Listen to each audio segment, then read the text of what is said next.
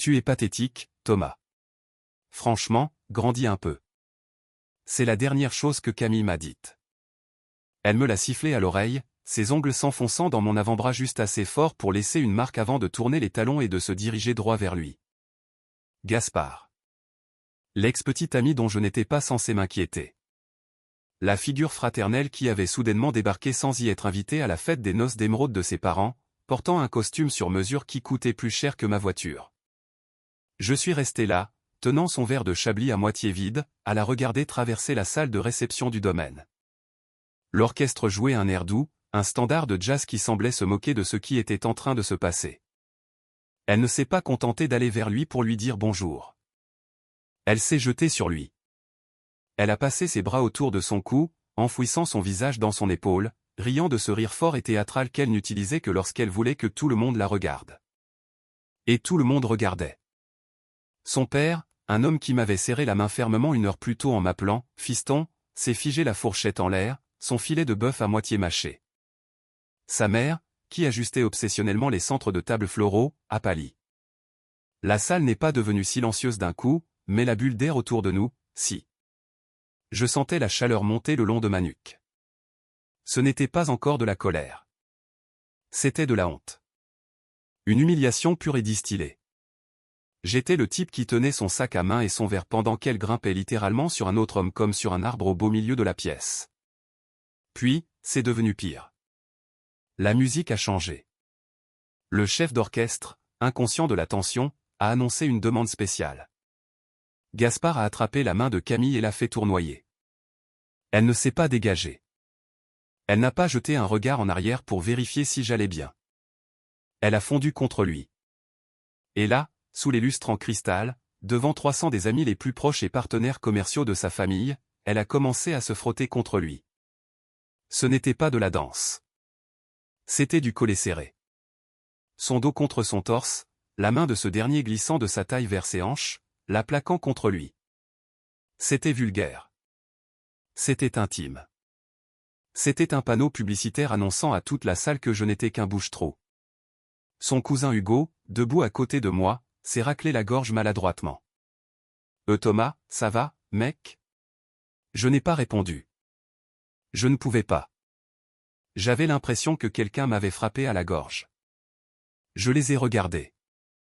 Je me suis forcé à en regarder chaque seconde.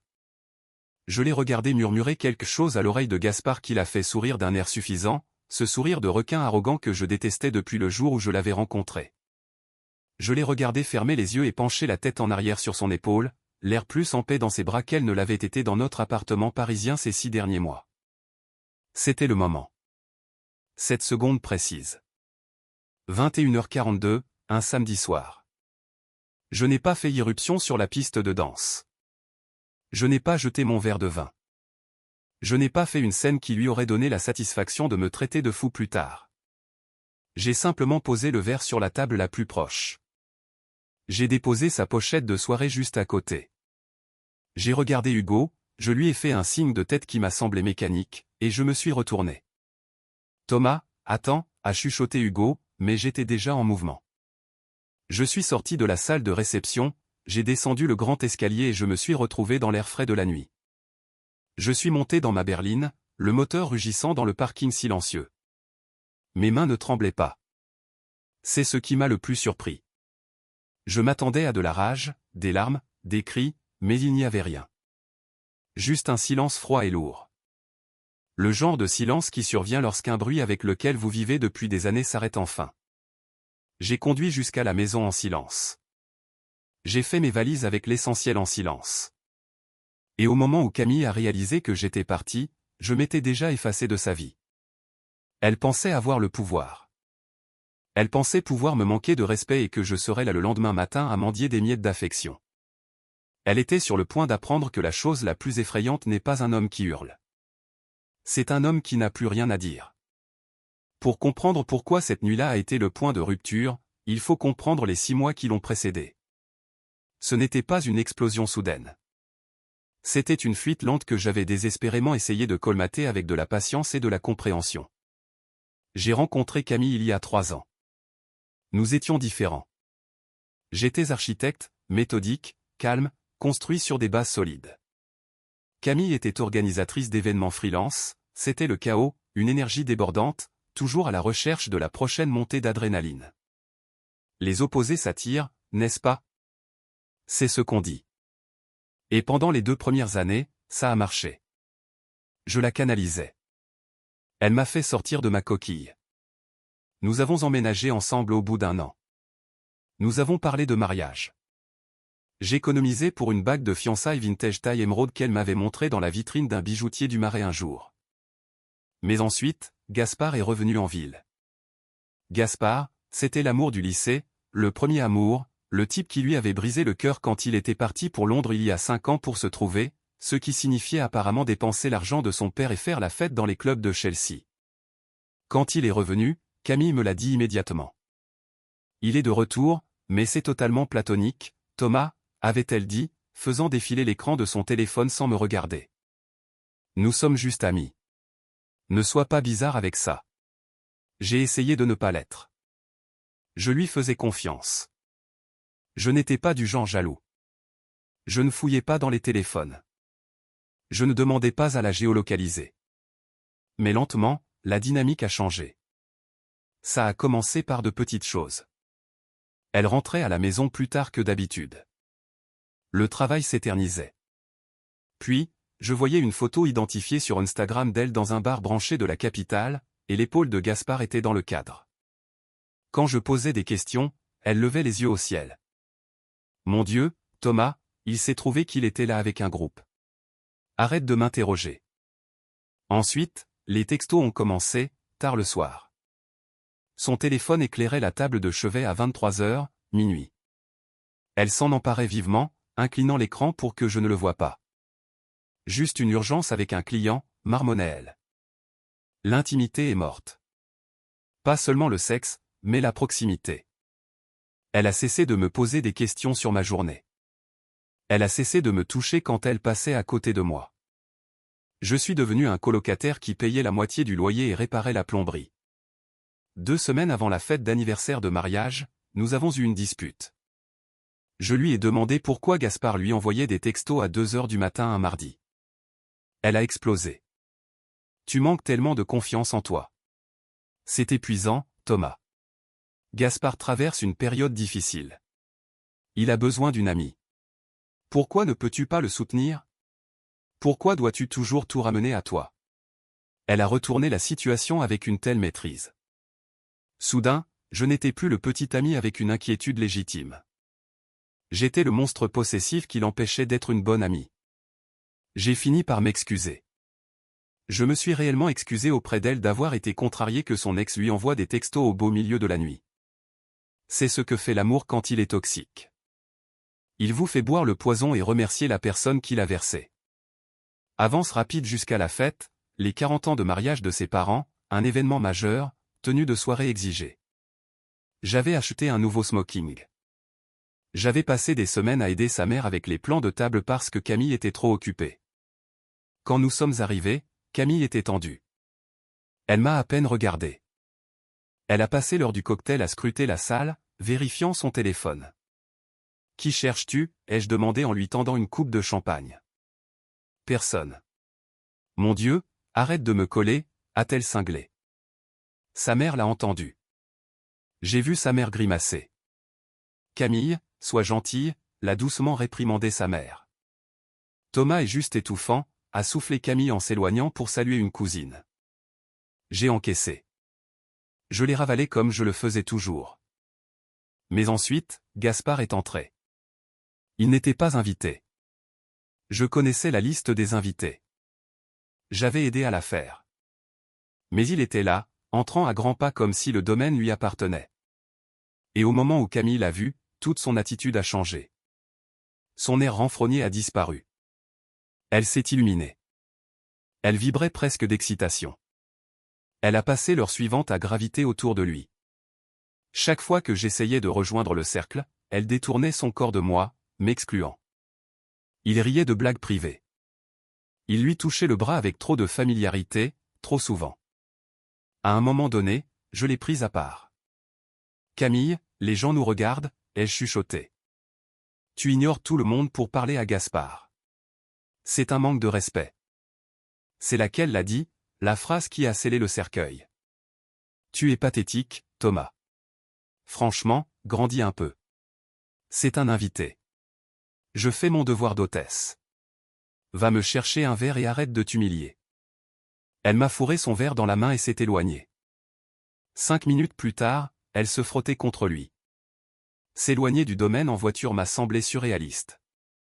Le silence dans la voiture était lourd, mais pour la première fois depuis des mois, j'avais les idées claires. La confusion avait disparu. La boucle infernale du « suis-je fou » dans mon cerveau s'était arrêtée. Je n'étais pas fou. J'en avais juste fini.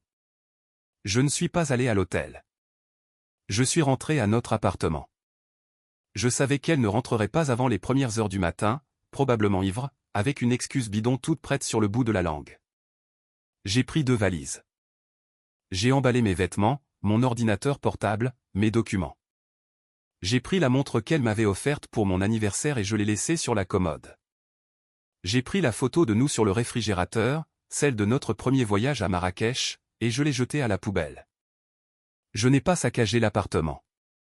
Je n'ai pas découpé ses vêtements. Je n'ai pas laissé de mots méchants.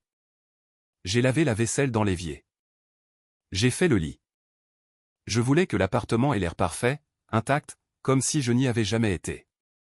Je suis parti avant 23 heures. J'ai traversé la ville pour aller chez mon frère. Il a ouvert la porte, a vu mon visage, a vu les sacs, et n'a posé aucune question. Il s'est juste écarté et a pointé du doigt la chambre d'amis. J'ai éteint mon téléphone. Le lendemain matin, je l'ai allumé pendant 5 minutes juste pour vérifier. 14 appels en absence de Camille. 3 appels en absence de la mère de Camille. 7 textos. Camille, 1h30, où es-tu passé? Camille, 1h45, tu es littéralement parti sans dire au revoir. Tu fais vraiment ta reine des drames. Camille, 2h15, arrête de m'ignorer. C'est embarrassant. Tout le monde demande où tu es. Camille, 3h, sérieusement, Thomas, réponds-moi. Puis le ton a changé. Camille, 9h, pourquoi tes sacs ont disparu? Camille, 9h05, Thomas, ce n'est pas drôle. Où es-tu? Camille, 10h30, appelle-moi tout de suite. Tu ne peux pas juste partir. Il faut qu'on parle. Je les ai lus, ressentant un étrange détachement. C'était comme lire le scénario d'une série que j'avais annulée. J'ai bloqué son numéro. J'ai bloqué Gaspard. J'ai bloqué sa sœur. Je n'ai pas bloqué ses parents. Je les respectais trop. Mais j'ai mis la conversation en sourdine. J'ai décidé sur le champ que je n'allais pas lui donner la satisfaction d'une dispute. Elle voulait des cris. Elle voulait que je l'accuse pour qu'elle puisse se défendre et me traiter de fou. Elle voulait du drame parce que le drame signifiait qu'elle comptait encore. Je ne lui ai rien donné. Pendant une semaine entière, j'ai été un fantôme. Je suis allé travailler. J'ai prévenu l'accueil de mon entreprise que si une femme nommée Camille se présentait, elle devait être refoulée par la sécurité. Je suis allé à ma salle de sport à une heure différente. Je suis resté chez mon frère. Mon frère Antoine était le seul à connaître le plan. Tu sais qu'elle va péter les plombs, a dit Antoine mardi en me tendant une bière. Elle a l'habitude que tu t'écrases. Je sais, ai-je répondu. C'est pour ça que ça va lui faire plus de mal que n'importe quoi que je pourrais dire. Mercredi, Antoine m'a dit que Camille s'était présentée à notre ancien appartement à 3 reprises. Elle appelait nos amis communs, en sanglots, inventant une histoire selon laquelle je faisais une dépression nerveuse. Elle raconte aux gens que tu as disjoncté parce que tu étais jaloux d'une danse inoffensive, m'a dit Antoine en regardant son téléphone. Elle joue la victime. Laisse-la faire, ai-je répondu. La vérité finit toujours par éclater. Ses parents l'ont vu. Ils savent. Vendredi, 6 jours après la fête, j'ai reçu un email. Il venait de Camille. Objet du message, s'il te plaît, lis ça. Je t'en supplie. Je l'ai ouvert. Thomas, je ne sais pas où tu es. J'ai peur. Je pleure depuis des jours. Je sais que tu es en colère à cause de la danse avec Gaspard. Je suis désolé. J'étais ivre. Je n'ai pas réfléchi. Ça ne voulait rien dire. Il ne représente rien. S'il te plaît, rentre à la maison. L'appartement est si silencieux. Je n'arrive pas à dormir. Tu me manques. Je t'aime. On peut arranger ça. S'il te plaît, Thomas, ne gâche pas 3 ans pour une seule erreur. Je fixais l'écran. Une seule erreur. Elle n'avait toujours rien compris. Ce n'était pas une erreur.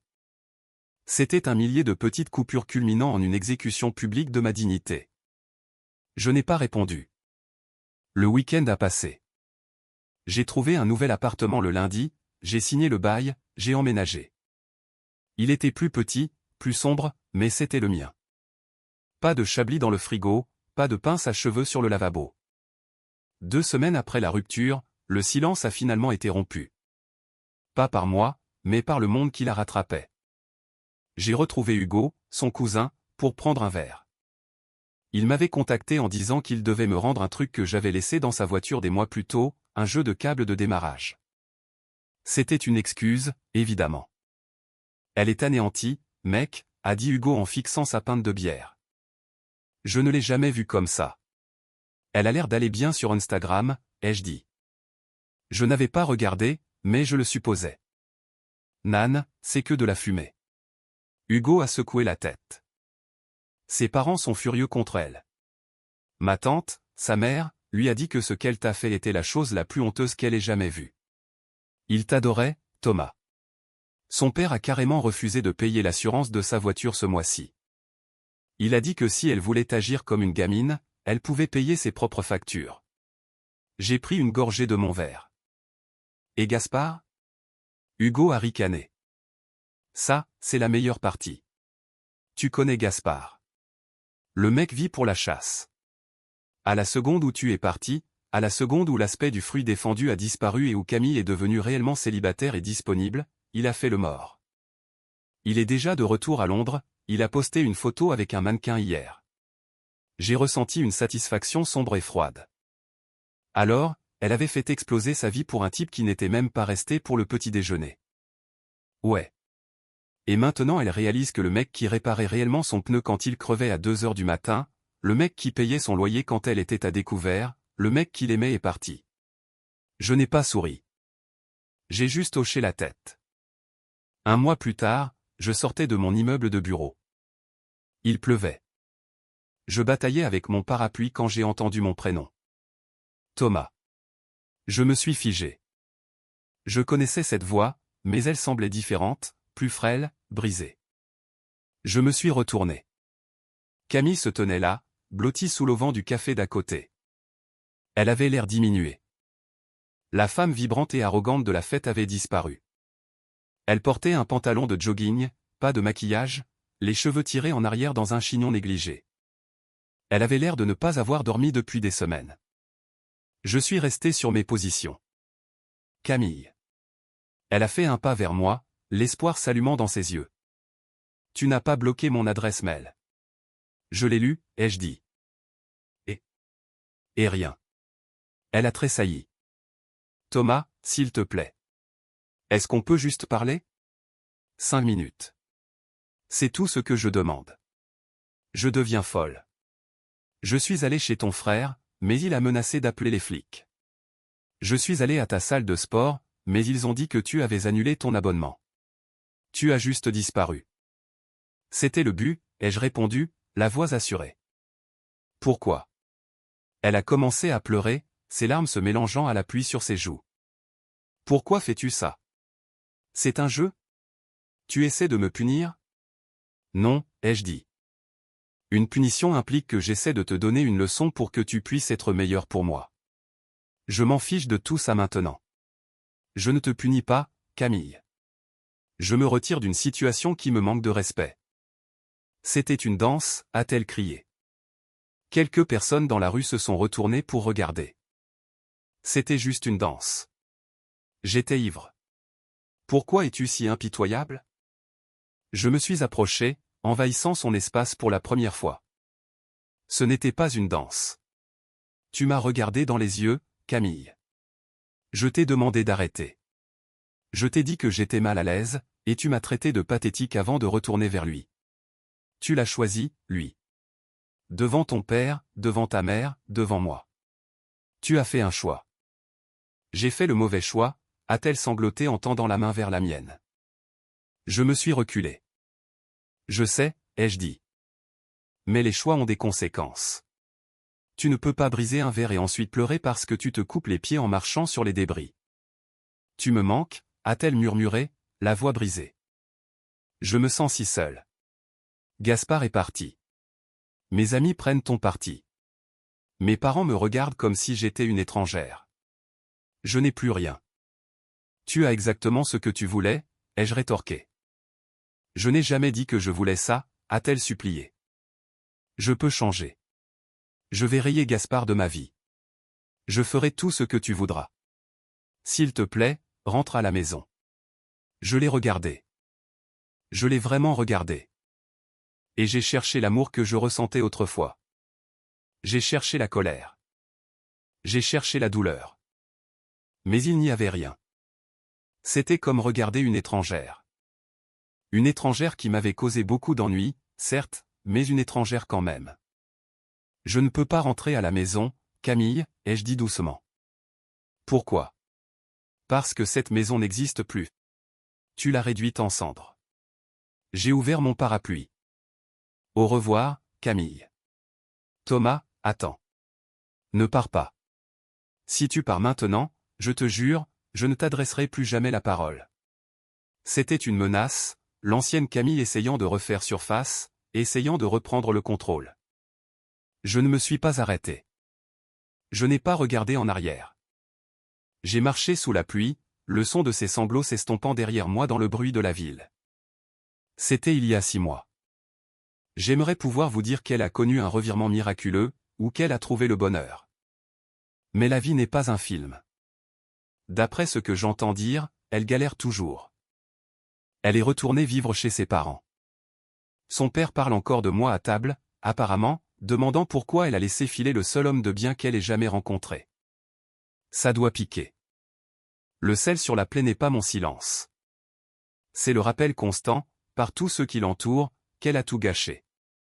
Quant à moi, j'ai été promu le mois dernier. Je fréquente quelqu'un de nouveau. Elle s'appelle Juliette. Elle est médecin. La semaine dernière, nous étions à un mariage. Celui de son cousin. Pendant la réception, un de ses ex était présent. Il s'est approché pour dire bonjour. Juliette m'a présenté instantanément, sa main reposant au creux de mon dos, sa prise ferme. « Voici Thomas », a-t-elle dit en me regardant avec une fierté qui m'a fait mal à la poitrine dans le bon sens du terme.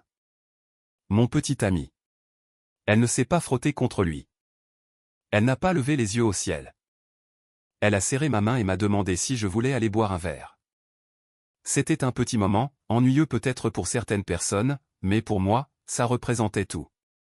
J'ai appris quelque chose cette nuit-là, lors de la fête d'anniversaire de mariage, quelque chose que je n'oublierai jamais. Le respect de soi est une chose silencieuse. Il n'a pas besoin de crier. Il n'a pas besoin de se battre. Il a juste besoin de savoir quand quitter la pièce. Et parfois, la chose la plus puissante que l'on puisse dire à quelqu'un qui pense que l'on ne vaut rien, c'est de ne rien dire du tout.